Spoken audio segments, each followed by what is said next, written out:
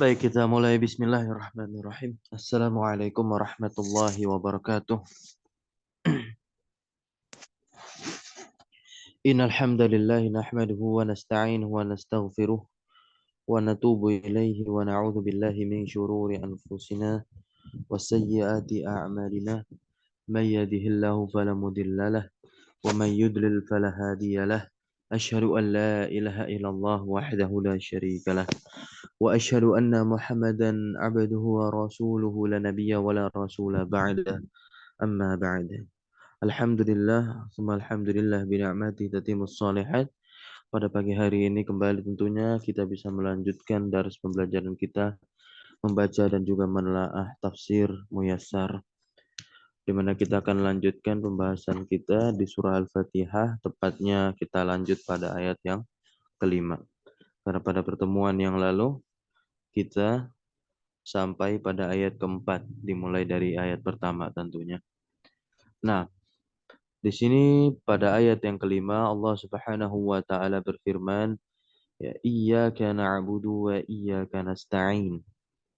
Kalau kita melihat dari perkataan ini, dari firman Allah Subhanahu wa taala ayat kelima dari surah Al-Fatihah ini, maka ini berupa persaksian seorang hamba, ya, yang mengarah kepada tauhid dan harus berbanding lurus dengan kualitas ibadahnya. Karena memang ini masuk dalam perkara tauhid ubudiyah, ya, ada penghambaan di sini. Iyyaka na'budu. Dan perlu teman-teman ketahui semua, iyyaka di sini ini namanya domir nasab munfasil. Domir nasab munfasil. Karena biasanya sesuatu yang nasab itu baik itu domir maupun isim, letaknya dalam susunan kalimat dia di akhir.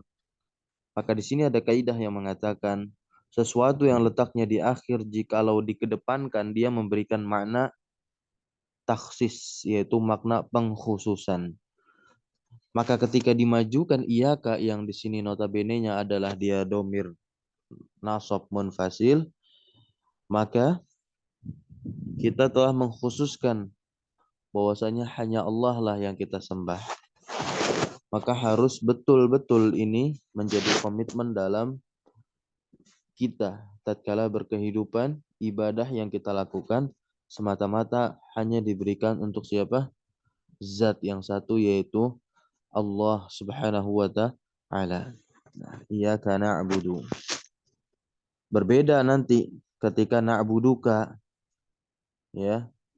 Beda. Kalau na'buduka kami beribadah kepadamu, tapi bisa juga nanti kepada selainnya. Tapi kalau yang seperti ini bentuknya hanya kepadamu, maka tidak ada celah seorang hamba itu bisa beribadah kepada selain Allah. Maka ketika seorang hamba itu beribadah kepada selain Allah, dia telah mengingkari ayat ini. Makanya di surah An-Nisa Allah katakan, innallaha la yaghfiru ayyushraka bih. Sesungguhnya Allah tidak akan pernah mengampuni orang-orang yang menyekutukan Allah Subhanahu wa taala. Kemudian di surah Al-Bayyinah ayat yang ke-6 di situ Allah jelaskan juga terkait hukumannya, ya. Innalladzina kafaru min ahlil kitabi wal musyrikin. Maka orang-orang yang telah menyekutukan Allah itu kan musyrik namanya, berarti dia telah masuk dalam golongan orang kafir. Dan orang kafir kata Allah, baik itu dari kalangan ahli kitab maupun orang-orang musyrikin, fi nari jahannam khalidina fiha abada, kata Allah. Berada di dalam neraka, khalidina fiha, di dalamnya kekal dia selama-lamanya abada. Itu yang dikatakan oleh Allah di surah Al-Bayyinah tadi. Ayat yang keberapa? Ke-6. Nah, barakallahu fiik. Kemudian di sini juga Allah katakan wa iyyaka nasta'in, sama adanya pengkhususan berarti kita mengkhususkan, ya, meminta pertolongan hanya kepada siapa? Hanya kepada Allah Subhanahu wa taala. Kemudian di ayat yang ke-6-nya barulah kita berdoa meminta di sini. Ya, doa masalah. Ya, kita meminta agar kita diberikan keistiqomahan, kita diberikan taufik, yaitu berupa jalan yang lurus. Nah, jalan yang lurus di sini adalah al-Islam. Baik, kita masuk kepada tafsirnya dulu. Kita baca di sini. Nah, makna dari ayat yang kelima, iyyaka na'budu, berarti apa? Inna nakhussuka. Inna nakhussuka. Sesungguhnya kami. Inna itu adalah sesungguhnya kami. Nakhussuka, kami mengkhususkanmu wahdaka semata bil ibadah, untuk beribadah, bil ibadati. Wa nasta'inu bika, dan kami pun meminta pertolongan bika kepadamu wahdak, semata, berarti hanya kepadamu saja. Fi jami'i umurina, pada seluruh perkara-perkara kami, pada seluruh persoalan-persoalan hidup kami hanya meminta pertolongan kepadamu saja ya Allah. Itu maknanya. Kemudian fal amru kulluhu biyadik. Kenapa demikian? Karena semua perkara itu berada di dalam genggaman Allah Subhanahu wa taala. Allah lah yang punya kendali atas semua itu. Karena memang Allah sang Khalik, Allah sang pencipta. Kalau Allah sang pencipta berarti Allah pula sang mudabbir, yaitu pengatur segala urusan.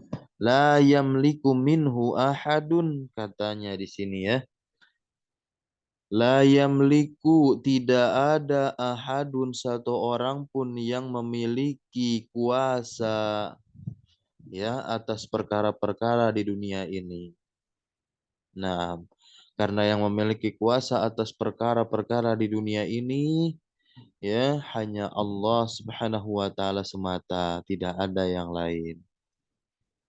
Adapun orang bisa menyelesaikan suatu persoalan itu karena Allah Subhanahu wa taala yang menyelesaikannya.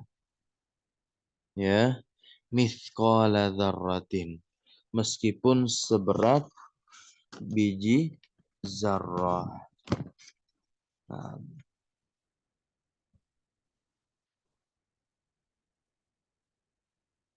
Nah, kemudian di ayat yang kelima ini menjadi bukti tentunya, wa fi hadhil ayati dalilun, maka pada ayat ini dalilun, dia menjadi bukti ala annal abda, atas sesungguhnya seorang hamba. Nah, ini penting ya. Nah,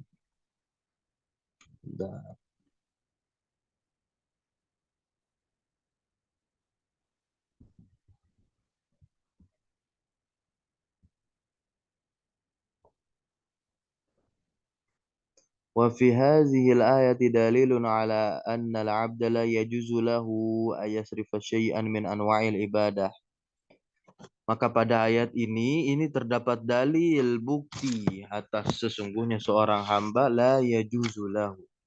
Tidak boleh baginya ayasrifa, dia memalingkan sedikit pun min anwa'il ibadah, dari jenis-jenis ibadah.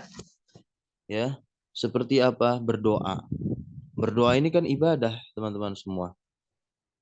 Ya, ibadah adalah doa. Nah, dan doa itu adalah ibadah. Dan juga al-istighasah. Istighasah ini juga ibadah. Meminta pertolongan di kala genting. Ya, tolabul aun fi syiddah, itu pengertian dari istighasah. Kemudian adalah az-zabahu. Az-zabahu ini menyembelih. Makanya di sini kita tidak boleh memalingkan ibadah-ibadah ini kepada selain Allah. Harus ditujukan semata-mata hanya untuk Allah. Menyembelih tidak boleh kepada selain Allah. Itu perbuatan syirik nanti kalau diberikan kepada selain Allah. Penyembelihan itu harus ya, karena Allah Azza wa Jalla. Wa tawaf. Nah, tawaf ini ya harus dilakukan di tempat yang telah disyariatkan. Kemudian tawaf itu diperuntukkan hanya untuk Allah Subhanahu wa taala, lillahi wahdah di sini kan. Dan ternyata di dalam ayat yang kelima ini, faidah yang keberapa ini ya? Yang kedua, nah, yang ketiga, faidah yang ketiga di dalam ayat kelima ini, bahwasanya apa? Sifaul qulub. Nah, syifaul qulub, obat untuk hati. Ya, obat untuk hati. Iyyaka na'budu wa iyyaka nasta'in, Ini merupakan obat untuk hati min da'it ta'alluqi, dari penyakit ini penyakit dari penyakit ta'alluq, bergantung kepada selain Allah. Nah, ketika kita telah mengetahui maknanya tatkala membaca di dalam sholat kita ayat kelima ini dengan bunyinya iyyaka na'budu wa iyyaka nasta'in, seharusnya menjadikan diri kita orang yang ingat akan hal ini. Ya, kalau kita merasa gelisah karena banyak menaruh harapan kepada makhluk, yaitu kepada orang, kepada manusia, tatkala membaca ayat ini dan sebelumnya kita telah mengetahui maknanya, maka seharusnya kita semakin kuat dan kokoh keyakinan kita kepada Allah Azza wa Jalla. Hanya Allah lah satu-satunya Rabb, satu-satunya zat yang kita ibadahi, yang kita mintai pertolongan. Naam. Wa min amradir riya, dan juga ayat kelima ini merupakan obat bagi hati dari penyakit-penyakit riya, wal ujub wal kibria. Ya, ujub dan juga sombong, kibria. Nah, barakallahu fiik. Kemudian kita meminta ihdinas siratal mustaqim di ayat yang keenam, jalan yang lurus. Apa makna dari ihdina? Ya, tunjukilah kami. Maknanya adalah dullana. Dullana, tunjukkanlah kepada kami, wa arsyidna, dan bimbinglah kami. Begitu. Ya, wafiqna, dan berikanlah kami taufik ila tariqil mustaqim, untuk berjalan menuju jalan yang lurus, gitu. Nah, tariq al mustaqim, ya, itu jalan yang lurus. Kemudian kita memohon kepada Allah Subhanahu wa taala, sabitna, untuk menetapkan derap langkah kaki kita. Maksudnya mengistiqomahkan langkah kita, ya, alaihi, nya kembali kepada Tariq al-mustaqim, di atas jalan yang lurus ini, hatta nalqaka, sampai kami berjumpa denganmu ya Allah, itu maknanya. Ya, dan as-sirat al-mustaqim adalah Islam, wa huwal Islam. Nah, allazi huwa at-tariqul wadih.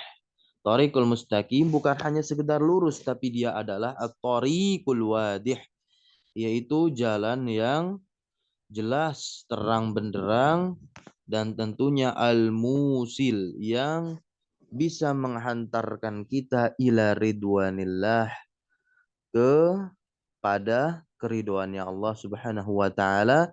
Dan tatkala kita mendapatkan keriduan Allah, yaitu rahmat Allah, maka kita pun bisa dipermudah menuju ke dalam surganya, wa ila jannatihi. Ya, alladzi dala alaihi, yang mana ini telah ditunjukkan, ya, yang mana ini tentunya telah ditunjukkan oleh siapa? Khatamu rusulihi, ya, ditunjukkan oleh penutup para rasul, wa ambiyaihi, dan juga penutup para nabi. Siapa? Yaitu Nabi kita Muhammad sallallahu alaihi wasallam. Ya, fala sabila ila sa'adatil abdi. Nah, ini bagus banget, ya.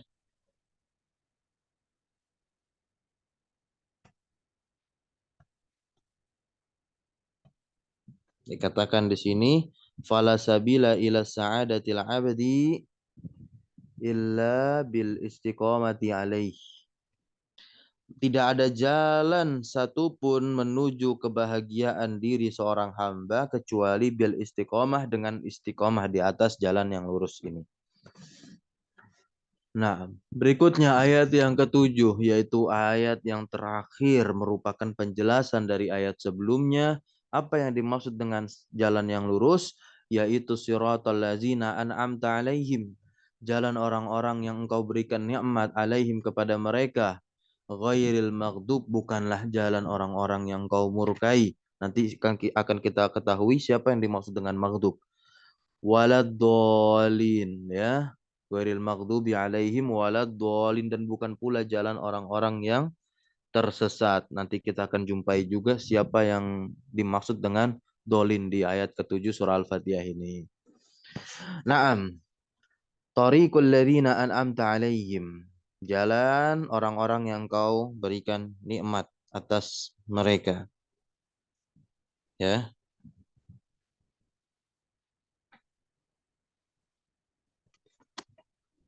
Nah, ini jalannya siapa? Nah, ternyata orang-orang yang diberikan nikmat oleh Allah Subhanahu wa taala minan nabiyyin berupa para nabi dan rasul, wasiddiqin orang-orang yang jujur, wasyuhada'i dan juga para syuhada, wassalihin orang-orang salih. Nah, ini mereka semua adalah aulia illah, waliyun min aulia illah. Mereka semua adalah para wali Allah Subhanahu wa taala. Fahum ahlul hidayah. Maka mereka semua ini yaitu para nabi, para siddiqin, para syuhada, para solehin, para rasul, semuanya adalah ahlul hidayah wal istiqamah. Ya, orang-orang yang senantiasa menjemput hidayah Allah dan juga berusaha istiqamah di atas jalan ketaatan sampai bertemu dengan Rabb-nya yaitu dengan Allah Tabaraka wa Ta'ala.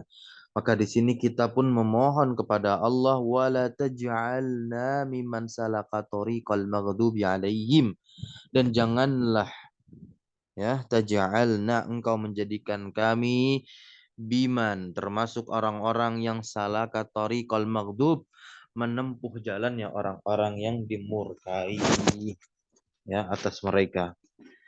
Nah, al-maghdub jalan yang dimurkai oleh Allah Subhanahu wa taala adalah jalannya allazina araful haqqa, jalannya orang-orang yang mengetahui kebenaran walam ya'malu bihi akan tetapi tidak mau mengamalkan kebenaran tersebut.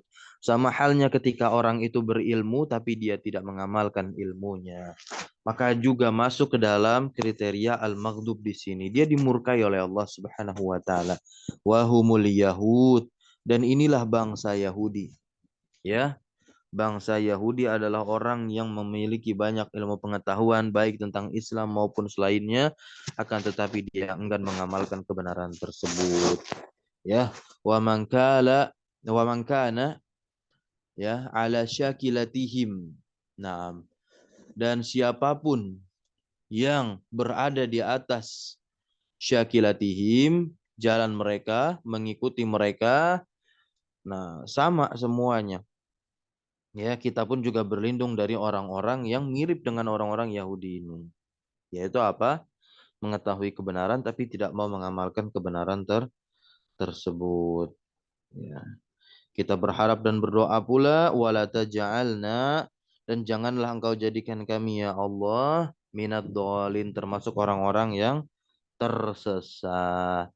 Ya, apa itu orang-orang yang tersesat? Wahumul lazi lam yahtadu adalah orang-orang yang tidak mendapatkan hidayah, ya. Lam yahtadu yang tidak mendapatkan petunjuk. Nah,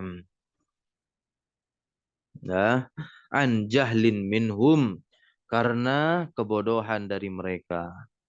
Ya, maksudnya apa? Ini adalah jalannya orang-orang yang beramal tanpa ilmu. Maka tentunya dia akan fadalut tariq, menyesatkan jalannya sendiri. Kalau sudah menyesatkan jalan mereka sendiri, dia akan tersesat, tidak akan pernah sampai kepada tujuan. Dan ini adalah Nasara, kaum Nasrani, teman-teman semua. Jadi yang dimaksud dengan maghdub di ayat ke-7 surah Al-Fatihah adalah Yahud. Sedangkan yang dimaksud dengan dolin di ayat ke-7 surah Al-Fatihah adalah Nasara. Wa manittaba'a dan siapapun lah yang mengikuti ya sunnatahum, sunnahnya orang-orang Nasara begitu ya. Karena Nabi Muhammad SAW pun pernah bersabda, man tasyabbaha biqaumin fahuwa minhum, yang menyerupai suatu kaum maka dia akan termasuk pada mereka. Ya, bagaimana bentuk penyerupaannya ketika kita beramal tanpa ilmu sama seperti orang Nasrani masuk ke dalam tataran ayat ini ya yang dikatakan oleh Allah ad-dhalin. Maka kita berdoa dengan sungguh-sungguh ketika membaca surah Al-Fatihah di setiap rakaat salat kita. Nah, kemudian ternyata ini ada obat juga ya di dalam ayat ketujuh ini. Wa fi hadzal du'ai syifaun lil qalbil muslim. Ya, pada doa ini wa fi hadzal du'ai ini terdapat obat bagi hati seorang muslim min maradil juhud ya, min maradil juhud dari penyakit juhud yaitu pengingkaran ya, wal jahli dari penyakit kebodohan, Wad-dolal dari penyakit kesesatan. Wad-dalalatun. Nah, ini untuk kata dalalah dalam bahasa Arab dia termasuk kata yang musallatsah yang memiliki tiga cara baca. Bisa dilalah, bisa dalalah, bisa dulalah. Nah, walaupun yang ma'ruf dan masyhurnya adalah ad-dalalah. Dalalatun ala anna a'zama ni'matin 'alal itlaqi. Ya, atau bisa juga kita sebut dilalah. Wa dilalatun ala anna a'zama ni'matin, dan dalil atau penunjukan atas sesungguhnya nikmat yang paling besar alal itlaq secara mutlak hiya nikmatul Islam. Nah, nikmat Islam inilah nikmat yang terbesar ketika Allah berikan untuk seorang hamba dari hamba-hambanya. Ya, gitu. Bukanlah nikmat sehat, bukanlah nikmat waktu luang. Padahal kedua nikmat tersebut ya seringkali dilalaikan oleh manusia. Karena memang Nabi Muhammad pernah bersabda apa? Ni'matani maghbunun fihima katsirun minan nas, as-sihhatu wal faraq. Ada dua nikmat yang seringkali dilalaikan oleh manusia, kebanyakan manusia, yaitu waktu sehat dan juga waktu luang. Nah, faman a'rafa lil haqqi. Ya, ini luar biasa. Ya. Faman kana a'rafu. Faman kana a'rafu lil haqqi. Ya. Maka siapapun yang dia telah mengetahui paling tahu kepada kebenaran, wa atsba'u lahu, dan juga dia paling mengikuti kepada kebenaran tersebut, kana aula bisiratil mustaqim. Nah, ketika orang itu telah mengetahui kebenaran, kemudian mengikuti kebenaran tersebut, istiqomah berjalan di atas kebenaran dalam ketaatan dia kepada Allah, maka dia menjadi aula bisiratil mustaqim, orang yang pertama kali berjalan di jalan yang lurus ini. Wala raiba, dan tidak diragukan dan tidak ada keraguan, tidak ada pengingkaran raib, ya. Anna ashaba Rasulillah sallallahu alaihi wasallam, bahwasanya para sahabat Rasulullah SAW ini adalah awlan nasi bidzalika ba'dal anbiya'i alaihi wassalam. Ya, dia menjadi orang pertama di atas jalan yang lurus ini setelah para nabi, ya, alaihi wassalam. Fadalatil ayah, maka ayat yang ketujuh ini di surah Al-Fatihah dalat menunjukkan ala fadlihim, atas kemuliaan dan keutamaan siapa? Para sahabat, ya, para sahabat. Dan para sahabat inilah yang kita contoh agar kita bisa sama, ya, kehidupan kita dengan Rasulullah SAW. Pengambilan dalil, bagaimana memilah hukum, beristidlal. Kita harus meniru cara metodenya sahabat Rasulullah SAW.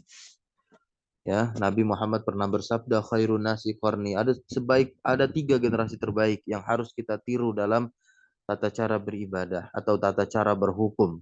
Nah, memang semuanya itu pasti berhukum dengan Al-Quran dan Sunnah. Tapi terkadang caranya berbeda. Maka caranya di sini kita harus mengikuti tiga generasi terbaik ini. Nabi bersabda kan, khairun nasi qarni, sebaik-baiknya orang adalah orang yang hidup ya bersamaku hidup, yaitu para sahabat, summaladina yalunahum, kemudian setelah sahabat siapa? Tabi'in. Kemudian Rasul bersabda lagi, summaladina yalunahum, kemudian yang setelahnya, ya setelah mereka, mereka di sini siapa? Tabi'in. Berarti apa? Tabi'un tabi'in, tiga generasi terbaik. Nah, masya Allah, barakallahu fik, ya. Wa azimi manzilatihim, dan ini menunjukkan atas keagungan atau kebesaran atau kemuliaan kedudukan para sahabat radhiyallahu anhum. Semoga Allah meridhai mereka. Barakallahu fikum. Terakhir di sini ditutup wa yustahabbu lil qari, dan dianjurkan, disunahkan untuk pembaca yang membaca surah Al-Fatihah ini baik dalam sholat maupun di luar sholat, ayyakula fis sholah, untuk mengatakan di dalam sholatnya, na'am, ba'da qiraatil Fatihah, setelah membaca surah Al-Fatihah ini dengan membaca apa? Amin. Nah, ya, membaca apa? Amin. Apa sih makna amin?